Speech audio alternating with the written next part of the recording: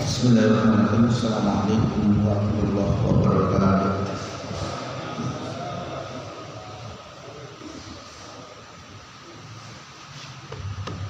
Innal hamdalillah nahmaduhu wa nasta'inuhu wa nastaghfiruh wa na'udzu billahi min shururi anfusina wa sayyiati a'malina may yahdihillahu fala mudilla lahu wa may yudlil fala hadiya lahu. Asyhadu an la ilaha illallah wahdahu la syarika lahu tafarrada bi uluhiyyati wa rububiyyah wa asma'i wa sifatil uliyah wa tamassaka lahul mutamassikun wa ta'abbada lahul muta'abbidun wa asyhadu anna Muhammadan abduhu wa rasuluhu sallallahu alaihi wa ala alihi wa ashabihi wa man tabi'ahum bi ihsan ila yaumil din. Para jamaah sekalian, Bapak Ibu yang dimaulah Allah Subhanahu wa taala, alhamdulillah wonten wekdal dalu menika pitolan menyang sami tasih pinaringan nikmat sehat ugi nikmat sempat nikmat iman ugi nikmat Islam nikmat ingkang agung sanget sehingga kula lan sami saged kembang mriki hadir mriki disebabkan karena nikmat iman dan nikmat Islam. Kita nggak bisa bayangkan kalau dulu kita ini oleh Allah dilahirkan dari orang tua kita yang kafir. Belum tentu kita sholat dan belum tentu kita bisa hadir di masjid. Ini nikmat luar biasa. Namanya nikmat iman, nikmat Islam itu masya Allah. Sehingga itu mempengaruhi semua nikmat-nikmat yang lain. Dan kita ini hanya diminta oleh Allah cuma hanya bersyukur pada Allah Subhanahu wa taala. Para jemaah yang dimaulah Subhanahu wa taala, langsung dimawon kita lajengaken kajian kita kitab Bulughul Maram. Dan kita kemarin sudah sampai hadis bagaimana tentang fajar. Ada dua itu, ada fajrul fajrani, fajar sotik, ada fajar sakit, fajar kadib. Kita sekarang berikutnya kita masuk pada hadis an Ibni Mas'udin radhiyallahu anhu.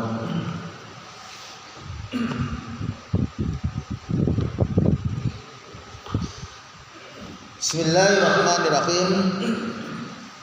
An Ibni Mas'udin radhiyallahu anhu lan saking Abdullah ibnu Mas'ud. Jadi ibnu Mas'ud maksudnya ini Abdullah ibnu Mas'ud radhiyallahu anhu, mugi-mugi Allah meridainya. Qala ngucap sapa Abdullah ibnu Mas'ud, qala dawuh sapa Rasulullah sallallahu alaihi wasallam,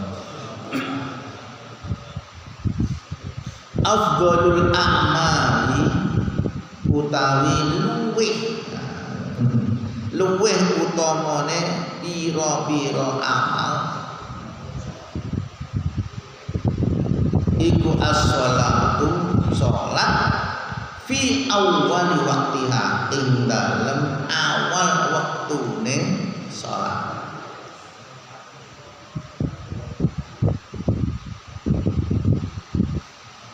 Jadi dalam hadis ini matan isi kandungan pokok dari hadis ini adalah afdhalul a'mali sholatu fi awwali waqtiha.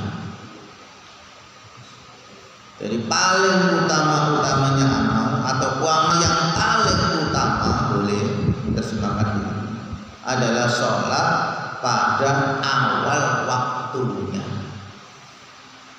Hadis ini diriwayatkan rawahu Tirmidzi wa takil hadis sapa Tirmidzi, Imam Tirmidzi wa Hakim dan juga Imam Hakim wa sahhahahu lan nyokake sapa Hakim hu ing hadis. Wa sahhahahu niku dua nggih. Berarti lan nyokake sapa karone hu ing hadis. Wa asluhu lan utawi asale hadis itu fi sahihain ing dalam sahih karone. Berjamaah yang dimaksudkan Allah Ta'ala, hadis ini terdapat di beberapa riwayat termasuk Imam Hakim Kemudian Imam Tirmidzi juga meriwayatkan hadis ini. Di dalam riwayat yang lain yang agak berbeda, qala Abdullah ibn Mas'ud sa'altu Rasulullah sallallahu alaihi wasallam. Jadi Abdullah ibn Mas'ud nanti tanglet dumateng Kanjeng Nabi. Ya Rasulullah, ay a'mali afdal. Ay a'mali afdal ya Kanjeng Nabi. Napa amalan sing paling utama napa Kanjeng Nabi? Qala Nabi sallallahu alaihi wasallam, as-salatu fi awwali waqtiha, yaitu sholat pada awal waktunya. Qultu tsumma madza? Kemudian apa malih Kanjeng Nabi? Qala Nabi menjawab, al-jihadu fi sabilillah, yaitu jihad fi sabilillah. Qultu tsumma madza? Mulih apa malih Kanjeng Nabi? Qala Nabi menjawab, birrul walidain, yaitu berbuat baik kepada kedua orang tuanya. Walau istajattuhu lazadani, seandainya aku minta tambah lagi, minta akan menambahi lagi, pasti Nabi juga akan menambahi lagi hadis yang lain. Berjamaah yang dirahmati Allah Subhanahu wa taala, ada hadis yang lain. Qad rawa hadzal hadis jama'atun, ada yang diriwayatkan oleh jamaah, rawahu jamaah an Syu'bah wa lam yadhkur hadhil lafzi fi awwali waqtiha. Ada lafaz hadis yang lain tapi mboten enten kalimat fi awwali waqtiha, tapi afdhalul a'mali ada, as-shalah ada, cuma awwali waqtiha enggak ada. Lah yang itu apa kalau begitu? Bersumber dari Syu'bah qalu ala waqtiha. Jadi dilafaz bukan awal waqtiha tapi ala waqtiha, yaitu di waktunya. Yaitu paling utama adalah sholat di tepat pada waktunya. Kecuali yang dari riwayat Ali ibnu Habsin, ternyata itu ada kalimat fi awwali waqtiha. Hadis ini ada beberapa catatan para ulama, walaupun mungkin beberapa ulama yang hadis yang lain mensahihkan hadis ini, tapi ada yang menganggap catatannya begini, termasuk yang mensahihkan ya, wa huwa suduk. Jadi ada rawi, ternyata rawinya itu jujur. Wasaqahu Abu Dawud, Imam Abu Dawud pun menganggap hadis ini kuat. Wa qala Nasa'i, Imam Nasa'i mengatakan laisa bihi ba'sun. Hadis ini enggak apa-apa, ada masalah dipakai. Tidak ada masalah. Cuma Imam Ad-Daruqutni mengatakan, qala Daruqutni ma aqsibuhu khiftuhu. Aku tidak menduga kalau dia hafal hadis. Rawinya maksudnya. Li'annahu kabura, karena saat itu dia perawi ini masih sudah tua, jadi umurnya pun tua banget. Wa taghayyar khuddu, dan hafalannya pun juga berubah. Ini yang sulit hadis itu ya. Perawinya kuat di saat muda, tapi di saat sudah tua mulai agak pikun. Nah itu susah para ulama hadis ini. Ini meriwayatkan hadis ini sudah pikun atau masih di saat dia masih kuat. Nah itu susah. Kalau dia masih kuat, saat itu dia masih muda meriwayatkan hadis ini, berarti hadis ini bisa dipakai. Tapi kalau dia sudah di saat dia sudah mulai kabur hafalannya, dia meriwayatkan hadis ini, ya nggak bisa dipakai. Nah itu yang sampai hari ini ulama hadis itu paling sulit kalau menghadapi sanad atau sifat dari perawi yang seperti ini. Tapi dikuatkan dengan ulama-ulama hadis yang lain. Alhamdulillah, insya Allah hadis ini walaupun derajatnya nggak sampai sahih, minimal hadis ini bisa dipakai. Para jamaah yang dimuliakan Allah Subhanahu wa taala,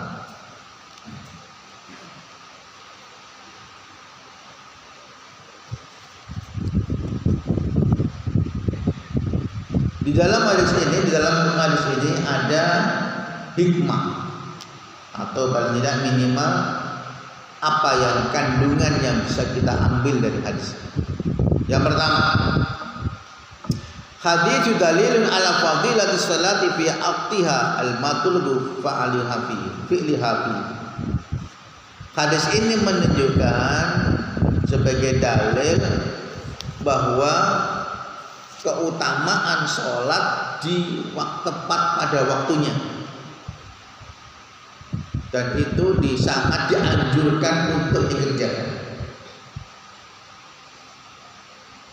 Fala taqaddam alaihi wala tu'akhir, tidak boleh mengawalkan belum waktunya juga masuk, tidak boleh, atau mengakhir-akhirkan juga boleh.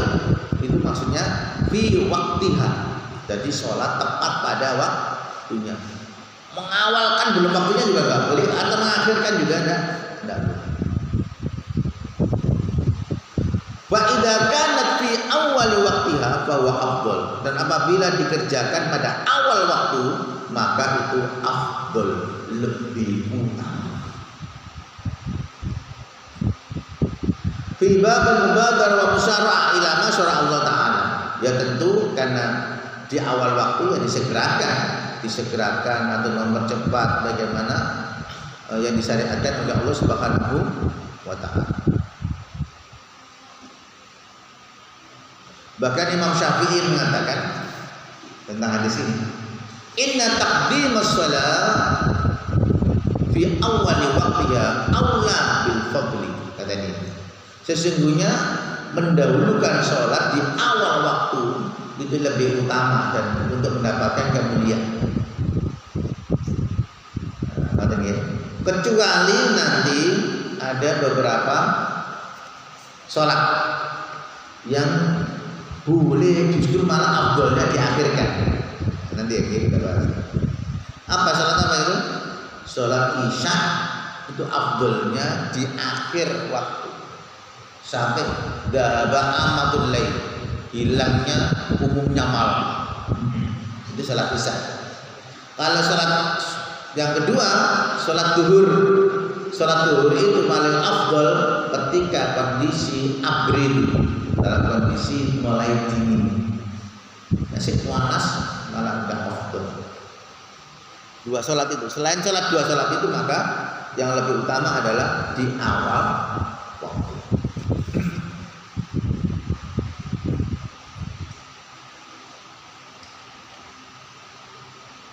Berjamaah yang dimana subhanahu wa ta'ala. Kemudian memang hadis ini ternyata periwayatnya itu cuma satu, Pak. Yang meriwayatkan hadis ini cuma satu periwayat. Walaupun satu, dia tidak berpengaruh kepada kualitas hadisnya. Dia tetap hadis sahih. Minimal suduk mendijal. Kenapa? Karena rawi yang dipakai adalah dia termasuk rawi yang digunakan di dalam kitab Sahih Muslim. Nah, itu ya. Sehingga Imam Muslim pun tentu nggak asal menggunakan perawi dari orang ini. Itu selektif Imam Muslim. Yang kemudian ada yang menjadi masalah adalah fi ala waqtiha. Sebab di dalam hadis yang lain yang sahih di Imam Bukhari wa Muslim itu dengan menggunakan kalimat ala waqtiha, bukan fi awwali waqtiha. Namun para ulama memberikan penafsiran begini, oh maksudnya ala waqtiha itu ya di awal waktu itu. Nanti sholat yang paling afdal ya di awal waktu, kecuali dua waktu tadi, isya sama duhur. Ini yang pertama. Kemudian yang kedua, dikecualikan, ya. Dikecualikan yang boleh sholat itu justru malah lebih afdol diakhirkan. Yang pertama adalah sholat isya. Makanya Nabi Sallallahu Alaihi Wasallam sampai waqat kana fi hadihi Sallallahu Alaihi Wasallam, sebenarnya telah didapatkan petunjuk dari Nabi Sallallahu Alaihi Wasallam mulakhatatul makmumin kama taqaddam fa in ra'ahum ta'khiru wa ta'khiru hatta yatasma'u. Jadi sehingga dalam sebuah riwayat Imam Muslim, Imam Bukhari juga ada, kalau sholat isya itu dari petunjuk Nabi, dilihat catatannya ada makmumnya. Kalau makmumnya sudah berkumpul, ya udah segera diqomati. Tapi kalau makmumnya pulang kembali ke rumah, belum kembali ke masjid, ya ditunggu dulu sampai makmumnya banyak baru diqomati. Jadi zaman Nabi dulu begitu. Kalau sekarang mau sholat isya pulang dulu, mari ada gak balik.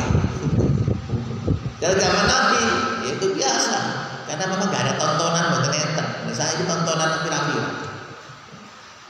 Sama Nabi dulu kalau misalkan orang mau pulang, ya pulang, ditunggu nanti kembali ke masjid sholat jamaah. Siap.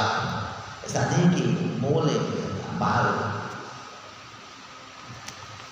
Itu ya, dulu di masa Nabi Sallallahu Alaihi Wasallam. Dan itu pun saat itu di masa Nabi itu sholat isya, sholat tanpa lampu, buat nenten lampu perlu petang dedek, sama dengan sholat subuh di petang dedek. Makanya Nabi Sallallahu Alaihi Wasallam bersabda, dua sholat yang paling berat menurut orang munafik sholat apa? Isya sama subuh. Mengapa? Karena nggak ada kelihatan, masih nggak sholat tuh nggak ngerti, masih nggak jamaah orang petang. Makanya itu paling berat bagi orang munafik. Kenapa? Karena orang munafik itu kalau sholat itu kepingin ketok wong. Udah wong ngakek wah semangat. Karena wong sholat rumah. Sehingga sholat yang paling berat menurut orang munafik itu sholat isya sama sholat subuh. Mengapa? Gak kelihatan karena lampu gak ada. Saat ini harus ada lampu di mana. Bukan kayak tetap ketok, masih berat. Itu dulu di masa Rasulullah. Tapi sekarang ya memang kadang-kadang bisa berat subuh sambil ketok. Jadi karena memang kondisi saat itu para sahabat nggak ada lampu, terutama isya. Isya itu paling nggak kelihatan sama sekali. Subuh sih mending. Subuh itu dijelaskan dalam hadis Bukhari itu bigolas. Golas itu waktu sih repet-repet. Kemarin kita bahas ada fajar kadib, ada fajar sotik. Fajar sotik itu kan semuanya, tapi nggak kenal. Samping kanan kirinya siapa masih belum kenal, tapi ada orang kalau softnya bisa dirapikan lurus bisa. Cuman sopo ini masing-masing boleh kenal. Cuma seberang kali itu ada orang, ada manusia yang mau sholat di atas. Cuma sopo boleh kenal. Nanti setelah salam, assalamualaikum warahmatullahi wabarakatuh, assalamualaikum warahmatullahi wabarakatuh, sampai yang baru kenal. Kenapa? Karena mulai agak padam sedikit. Itu sholat Nabi, sholat subuh. Karena sholat Nabi itu sholat subuh itu minimal 100 ayat yang dibaca. Paling tidak 80, 70 sampai 100 ayat. Paling boten di surat Yasin. Surat Yasin ayat 1 sampai berapa? 83 ayat. Nah itu pas sholat subuh. Itu dalam. Nah kita kan surat tertutup sidik lewis soal. Padahal itu kenapa? Karena memang ukurannya begitu. Jadi ketika Nabi itu ketika salam pun kenal. Oh sampai ya baru bertambah wajah-wajahnya kelihatan. Kenapa? Karena sinar pagi, sinar dari pagi itu udah mulai nampak. Nah subuh saya tadi kenal, tapi sudah ngerti detik wong sopo ngerti. Cuma mau kenal wajah. Itu kira-kira, lamun dihitung ngoten kira-kira dari mulai awal masuk waktu subuh sampai waktu terang niku kira-kira berapa menit. Nah itu harus penelitian. Paling boten sholat Nabi ya sekitar bisa 30 menit sampai 45 menit subuh. Itu baru rotok ketinggal wajah. Nek sholatnya 10 menit, 15 menit gitu. Saya tepat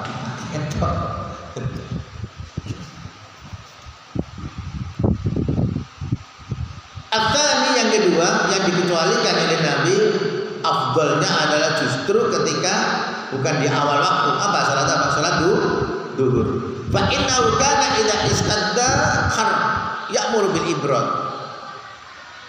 Kenapa? Karena ketika waktu duhur itu panasnya terik matahari itu menyengat, ditunggu dulu sampai dingin. Gak oleh adan, sik gak oleh komat sik. Nek wis adan kebatutatan mboten napa-napa, tapi komate ditunggu sampai dingin. Masyaallah, ukuran dingin kan relatif. Nah, ini sebagaimana dulu kita pernah sudah bahas. Berarti dikecualikan yang afdal sholat di awal waktu adalah asar, maghrib, subuh, duhur. Asar, maghrib, subuh. Untuk yang dua sholat ini, isya sama duhur sama isya, maka bukan di awal waktu yang afdal, tapi justru di akhir waktu. Melihat kondisinya jamaah. Nek isya melihat kondisi jamaah sudah siap, langsung diqomati. Kalau siap jamaah belum siap, ditunggu dulu sampai jamaah siap.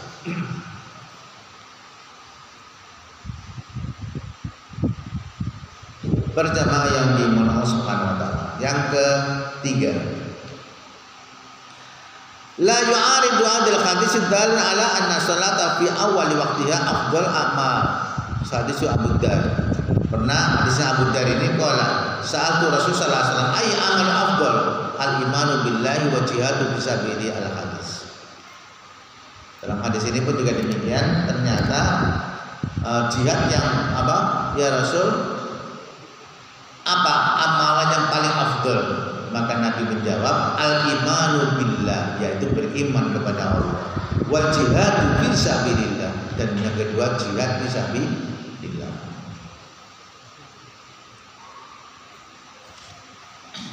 Insya Allah hadis ini nggak terlalu banyak dibahas karena memang insya Allah yang paling afdal itu.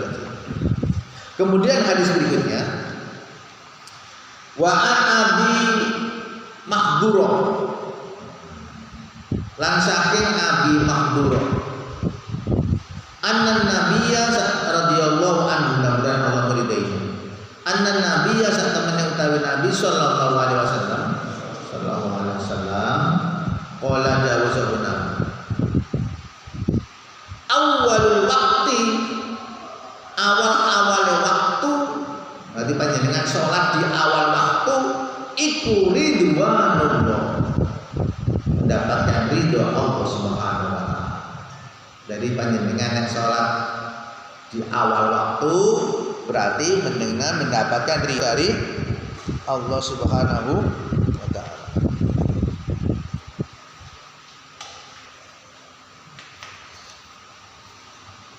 Dan ridho itu lebih tinggi, kedudukan ridho Allah itu jauh lebih tinggi dibanding yang kedua. Yang pertama, yang kedua, wa ausatuhu lan utawi tengah-tengah waktu iku rahmatullah, mendapatkan rahmate Allah. Wa akhiruhu lan utawi akhir waktu sholat iku afullah, ampunan, mendapat ampunan dari Allah Subhanahu wa taala. Akhrajahu Daraqutni, ngetokake hadis sapa Daraqutni, Imam Daraqutni bisa nadir dhaifin jiddan, masyaallah, dengan sanad yang lemah sekali. Jadi dhaifil nemen. Dan dengan dulu. Wa Tirmidzi lan Imam Tirmidzi min hadis Ibnu Umar, saking hadis Ibnu Umar nahwu sepada hadis dunal ausat, selain lafaz saliyane lafaz ausat. Nanti buatan kalimat ausatnya tidak ada. Wa huwa dhaifun aidan, dan ternyata hadis ini pun juga lemah. Para jamaah yang dimuliakan Allah Subhanahu wa taala. Hadis ini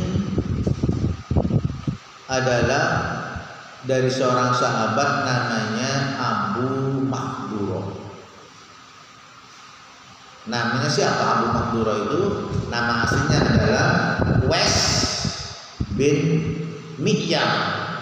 Namanya Uwais bin Mi'yar.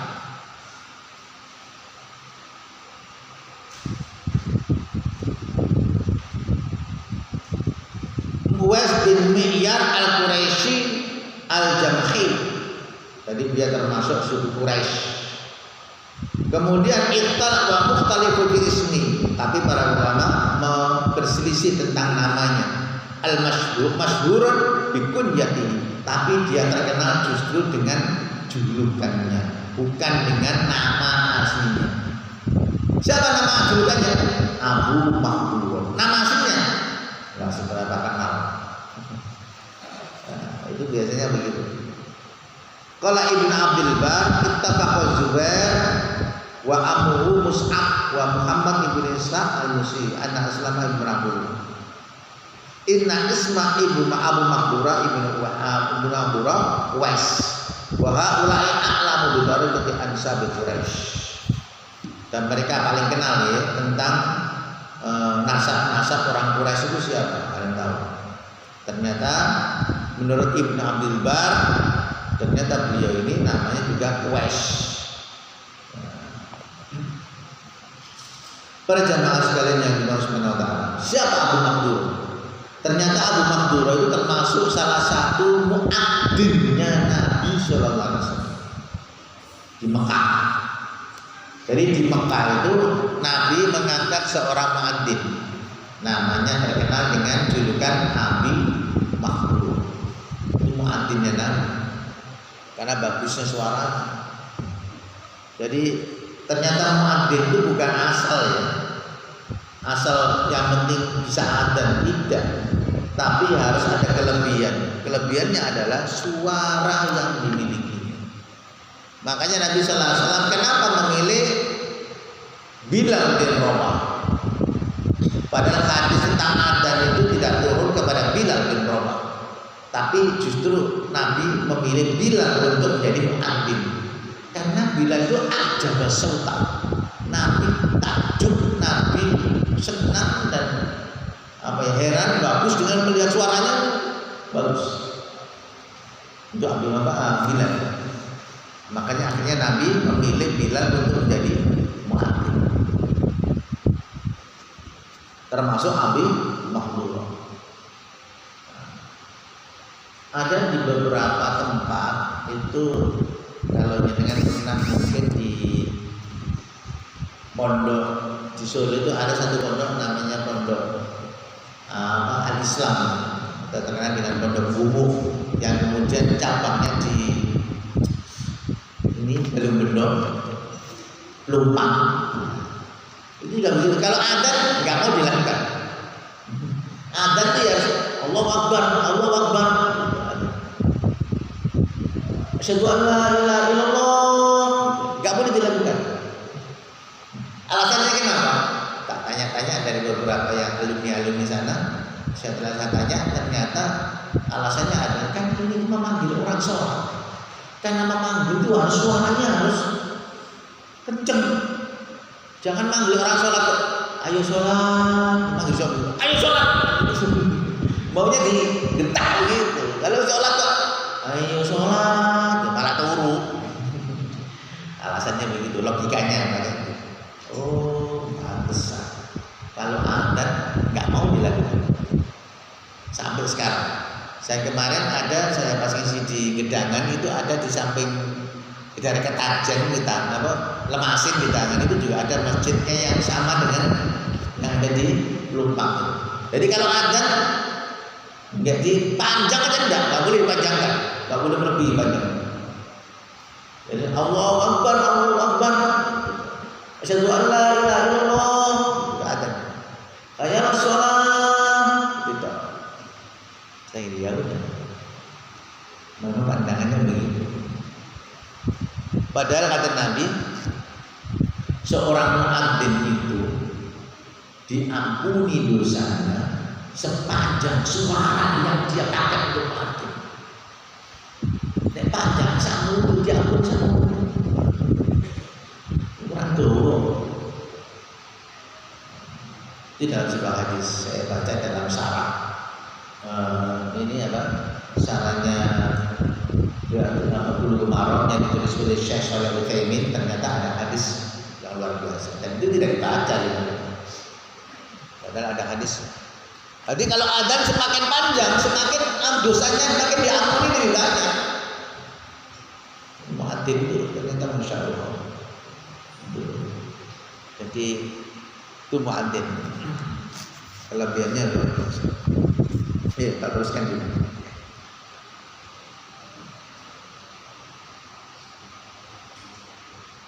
Kemudian yang kedua, rahmatullah. Nah, tafdhil wa ihsanu ala ibdihi. Jadi merupakan keutamaan dan kebaikan atas seorang hamba. Wa hiya duna martabatur ridho. Dan yang namanya apa nih?